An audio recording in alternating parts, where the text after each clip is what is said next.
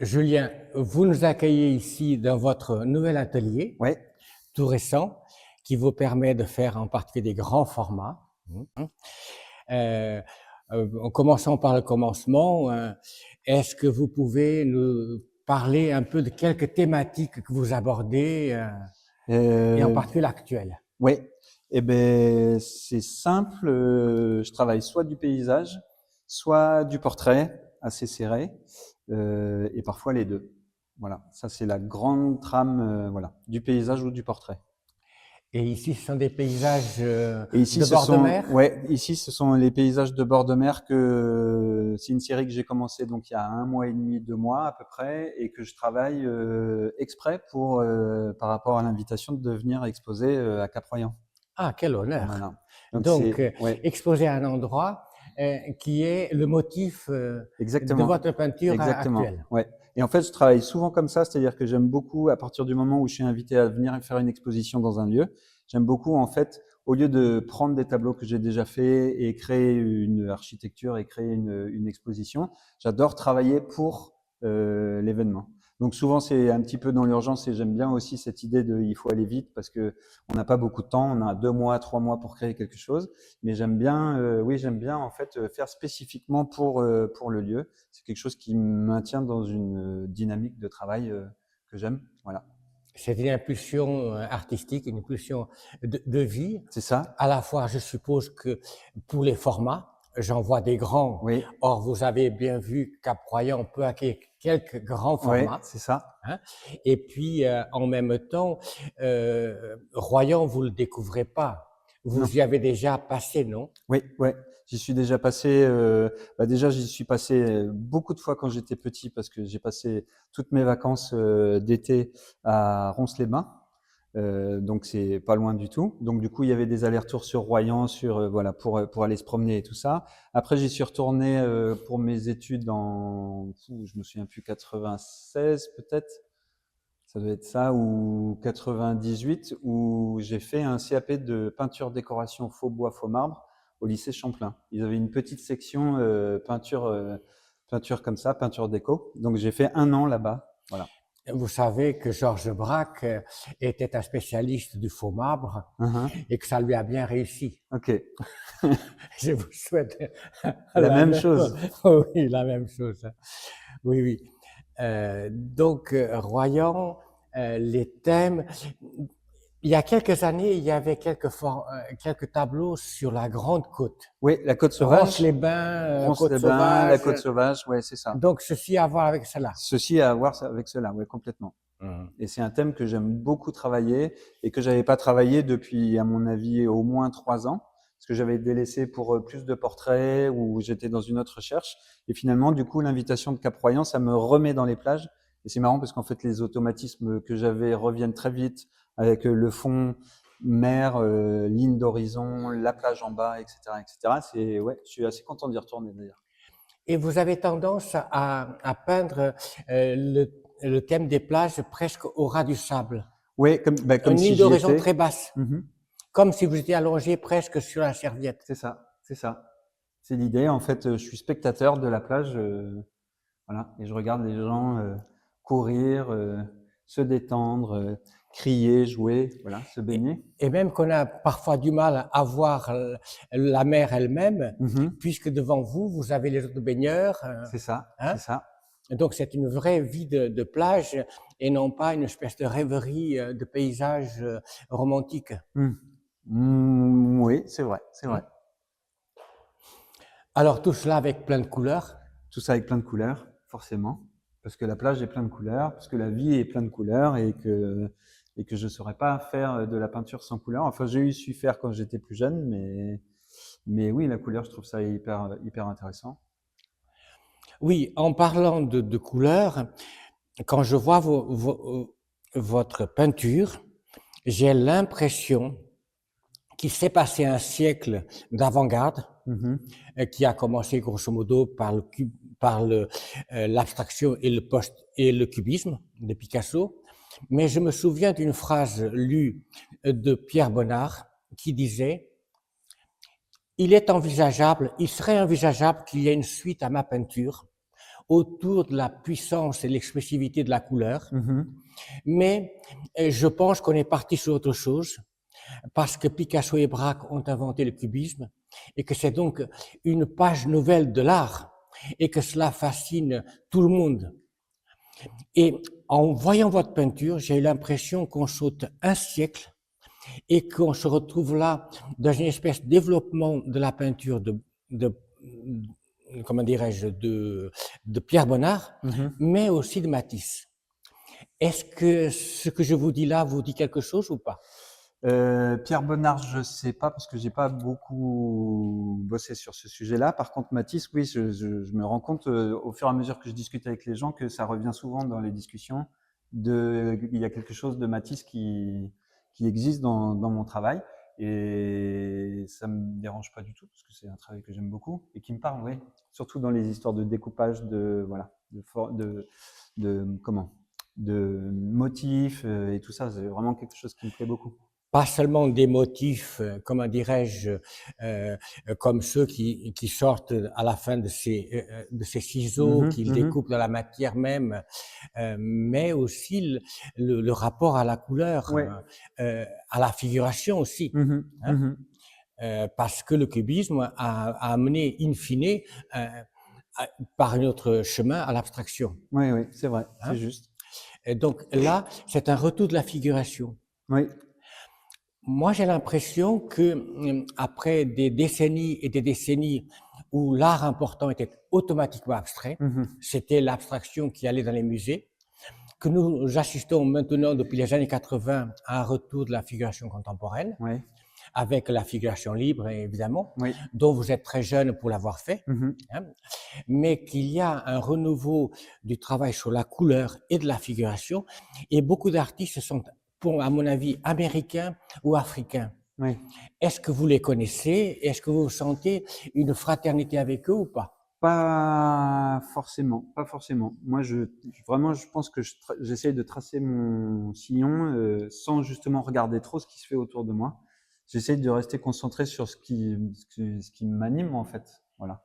Et moi, ce qui m'anime vraiment, c'est cette recherche. Je suis à la recherche bon, j'ai un thème bien sûr qui est autour de l'oubli, du souvenir, etc. Et donc de l'image un petit peu découpée parce il manque des informations. Et ce que j'adore travailler, surtout, enfin là, dans cette série Place, j'y vais vraiment plus, c'est à travailler c'est une figuration, enfin, c'est une abstraction qui parle de figuration, je ne sais pas trop comment le dire, mais c'est-à-dire que ce que j'aime me dire, c'est que, ok, bien sûr, on est sur une plage, et après, finalement, si on commence à découper le tableau, qu'est-ce qui est vraiment réel dedans? Pratiquement rien, tout pourrait être une forme abstraite, mais l'ensemble crée une scène figurative, et c'est vraiment ça que je cherche. Oui, de toutes les façons, lorsque la peinture est vue par elle-même, ça, sous scientifique moelle, on aboutit toujours à, à de l'abstraction, Oui, excusez-moi, oui, hein. Pour revenir à vos personnages, oui.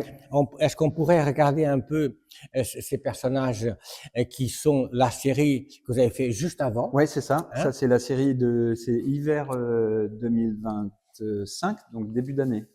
Donc là, à gauche, c'est Il devait partir, c'est ça le titre, C'est hein? ça. Ok. Et par exemple, est-ce que vous pouvez nous décrire en quelque sorte ce tableau, à la fois le thème et sa mise en page? Eh ben, comment je vous explique ça? En fait, c'est l'instant juste avant ou juste après qu'il se passe quelque chose qui m'intéresse. Et donc, du coup, c'est souvent posé avec une question. Et en fait, là, j'aimais la dynamique de me dire que ce que j'aime à penser, c'est eh ben, juste avant, il était assis. Voilà. En fait, j'ai envie que la peinture bouge et c'est pas possible parce que c'est de la peinture. Donc, du coup, comment par la, comment on va dire, la mise en place des éléments et le titre, comment j'arrive à suggérer que en fait il y a bien du mouvement, il est bien en train de se passer quelque chose ou il vient juste de se passer quelque chose. Voilà. Vous faites du cinéma Je fais du cinéma, ouais, qui peut-être bien, bouge, peut-être hein? bien, peut-être bien. C'est-à-dire qu'il était assis, Il était assis, il se lève, et donc il y a une raison de plus pour que ce soit un cadrage extrêmement serré, c'est ça, dans lequel on ne voit pas sa tête, c'est ça. hein? Il est hors champ parce qu'il est déjà parti, il est déjà en train de partir. Il est en train de partir. Ouais. Il y a encore une partie de lui-même et probablement son âme Ouais, qui est encore là, c'est ça, hein. exactement. Mais c'est l'homme qui marche, C'est l'homme qui part hein, et qui marche et qui part. hein. Et donc là, c'est tout un travail sur les bleus, c'est ça? C'est un travail sur les bleus, c'est un travail sur le motif, même si là il est vraiment très très abstrait, mais il y a quand même bien l'idée de travailler le motif du pull qui me plaît dans toute cette série d'ailleurs, hein. Et après, ce qui me plaît aussi beaucoup, c'est la haie et l'idée du jardin bien rangé, l'idée du jardin très commun voilà de pavillon ou de quelque chose de très banal, voilà. Finalement, avec une chaise en plastique. En fait, il se passe rien du tout dans ce tableau et pourtant il essaye de s'y passer quelque chose. Il s'y passe quelque chose. Ouais. Il y a un mouvement, il y a un cadrage puissant qui Mhm. donne de la puissance au tableau. Hein. Et puis, il y a cette l'ombre. L'ombre, ouais. Ah oui, oui, oui, oui. Le pull, évidemment, me fait penser au tableau de Matisse, le pull hongrois ou Ah, il faudra que je oui, regarde, j'ai pas. c'est un personnage où il y a un pull un peu avec des motifs folkloriques Ok. qui est très beau. Mais évidemment, ce n'est pas du tout les mêmes motifs, Hmm. du tout. Mais on a toujours une marotte lorsqu'on est historien de l'art, c'est de la ramener toujours du Ben côté de oui, l'histoire, ben oui, alors que vous êtes du côté de la vie. c'est ça. Et donc, vous venez de me dire, grosso modo, que vous êtes Julien, vous peignez à la campagne, en l'occurrence, Ouais, que vous n'êtes pas dans une ville non, et que vous n'êtes pas forcément dans un groupe d'artistes. non plus. Au fait, c'est une aventure personnelle. Mais est-ce que vous vous sentez seul en tant qu'artiste, ou bien est-ce que vous sentez que vous êtes dans un mouvement quelque part? Est-ce que je me sens seul en tant qu'artiste? Non, je me sens pas seul du tout. J'ai des amis artistes autour de moi. On se côtoie, on discute, on échange sur nos façons de faire, etc., etc. Mais je fais pas partie d'un groupe d'artistes au sens revendicateur ou à faire des expositions en commun et des choses comme ça. Je suis assez solitaire, oui, effectivement. Ah, Mais ça d'accord. me plaît bien d'être solitaire. Parce que je fais aussi d'autres choses à côté, très sociales pour le coup, de travailler dans des bars associatifs, des choses comme ça pour faire vivre mon côté social. Donc du coup, les deux se mélangent très bien. En Charente-Maritime, Mhm. je vois que ce département, que cette région est pour vous importante. Euh, euh, Pourquoi est-ce que vous habitez ici alors que vous êtes parisien d'origine, si je m'abuse? Alors, je suis même pas parisien d'origine. En fait, je suis ardennais d'origine. Je suis né dans les Ardennes. Mes parents sont venus s'installer en Charente quand j'étais tout petit. Et après, pour mes études, je suis parti dans le sud, à Tours, et puis j'ai fini à Paris chez un décorateur, travaillé chez un décorateur, et je suis resté 15 ans à Paris. Ouais. Et après, du coup, à un moment donné, quand j'étais dans 30 mètres carrés avec des tableaux très grands et l'appartement tout petit, je me suis dit, bon, il va falloir bouger. Donc, c'était soit la région parisienne, dont on ne Oui, revient jamais, oui. soit partir plus loin. Et donc, comme je vous disais tout à l'heure, j'ai bien mes souvenirs d'enfance de bord de mer du côté sur la côte. Du coup, je me suis dit, ben, rentrons donc, rapprochons-nous de là-bas. Voilà. Et donc, euh, vous êtes quand même passé par Paris. Euh, Est-ce que j'aurais pu penser que vous avez fait les beaux-arts? Or, je crois qu'il n'en est rien. Rien du tout. Alors, comment est-ce que la peinture a fait partie de votre vie? Bah, l'histoire, je peins depuis que je suis tout petit et je suis toujours dyslexique, donc j'avais des grosses difficultés à l'école. Et en fait, la peinture, c'était un moyen pour moi d'accrocher aux choses réelles. Et du coup, ma mère me poussait pas mal dans vas-y, dessine, etc., etc. Donc ça, c'est le départ. Après, mes études tournent autour des arts créatifs. J'ai fait un CAP de ferronnerie d'art. J'ai fait donc, comme je disais, peinture déco, des choses comme ça. Et après, du coup, c'est le hasard de la vie en fait qui me met devant une galerie parisienne qui à l'époque faisait du travail d'art accessible. Donc l'idée c'était de vendre des tableaux pas très chers Oui, d'artistes émergents. oui. Et donc du coup j'ai fait un essai avec eux pour voir si ça marchait. Et on a vendu les 3 tableaux dans le week-end. Donc ils m'ont dit bon ben allez c'est parti. Donc je me suis retrouvé à avoir de la toile et de la peinture fournie par cette galerie. Et moi, je peignais dans mon appartement, je leur ramenais les choses et puis c'était vendu assez vite là-bas. Donc voilà, ça m'a mis le pied à l'étrier. Et après, j'ai commencé à rêver d'exposer dans une autre galerie plus grande. Donc, je m'y suis employé et finalement, j'ai réussi à avoir un contact et à rentrer dans une autre galerie. Voilà. Oui, tous les enfants sont des artistes nés. Oui, Je n'ai jamais vu de dessin ou de peinture dans une classe qui soit mauvais. c'est vrai. Hein. Mais alors, comment est-ce que premièrement on passe la période compliquée de l'adolescence, Mhm. enfin à partir de 7-8 ans, déjà on devient un peu cartésien et que donc un cheval qui était à ce moment-là un cheval émotionnel Ouais. devient un cheval réaliste. Comment est-ce qu'on passe cette période-là? Et ensuite, tout simplement, comment avez-vous appris la peinture? Parce que chez vous, il y a la perspective, il y a les contrastes, il y a le graphisme, il y a tout comme celui qui a fait les beaux-arts. Mhm. Eh ben, ouais, je ne saurais pas vous dire vraiment. Vous l'avez appris par vous-même, en quelque Ben, sorte, je l'ai appris ou par en moi-même. regardant dans les musées J'ai ou... regardé dans les musées. Oui, j'ai fait beaucoup les musées à Paris parce que j'ai trouvé ça hyper intéressant. Je faisais beaucoup les galeries aussi. Et puis après, par mes études, même si c'est ferronnerie d'art, etc., on apprend à travailler dans un atelier, on apprend à organiser son plan de travail, à s'organiser soi-même. Peinture déco, ça m'a appris à travailler l'huile, les glacis, les choses comme ça. Et donc, du coup, c'est toutes mes formations mis bout à bout qui me donnent le bagage que j'ai aujourd'hui, ouais, je pense. D'accord. Et donc aujourd'hui, vous, vous êtes peintre, c'est votre métier, c'est votre gagne-pain, c'est votre vie, Ouais, alors hein? en fait, je suis trop, comment on va dire? J'aime trop de choses dans la vie pour faire qu'une seule chose. Donc, la peinture, c'est de toute façon, si moi je veux m'en aller, elle va me prendre par le col et elle va me dire de revenir ici parce que c'est important de peindre. Et j'aime beaucoup la peinture, donc j'aime beaucoup ma solitude à l'atelier.